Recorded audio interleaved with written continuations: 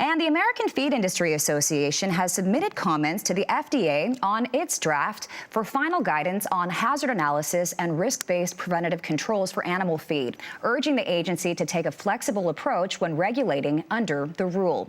Joining us now by phone is American Feed Industry Association Vice President of Public Policy and Education, Leah Wilkinson. Thanks so much for joining us, Leah. And let's start with why you believe a flexible rule is so important.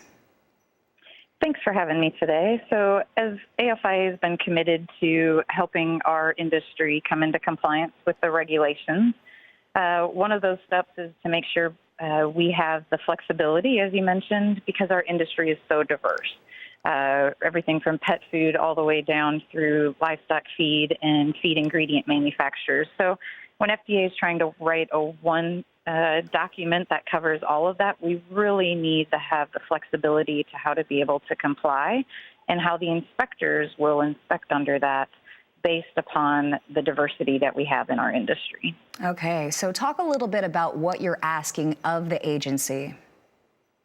So they have some examples that they provide in there, which are good, but in some cases we don't want those necessarily to always be the only examples, or that they use that as a checklist, so that you have to consider these certain things. They could be there, they could not be there, depending upon the type of animal food that you're manufacturing in your facility.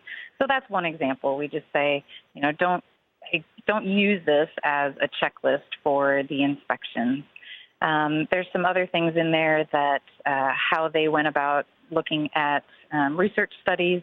They went back long ways in their search, and we're saying to keep it more relevant to the last 10 years, things that we've seen here in the United States or North America, and keep it relevant to the way we manufacture animal food in the United States. Okay, talk about how the regulation is designed to actually help animal food manufacturers as well.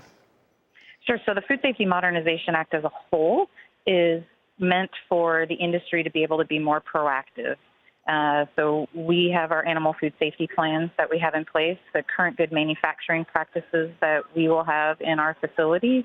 And so it's on industry to have those be in compliance with those regulations, to be able to continue to provide the safe, nutritious, high-quality animal food products that we have been doing, just now under these new regulations. Okay. So we're doing that, and making sure that the guidance that comes out from the agencies are what is interpreted and easily understandable by everyone. Well, we really appreciate the update from you. Thank you so much for joining us today. American Feed Industry Association President of Public Policy and Education, Leah Wilkinson, thank you so much for joining us.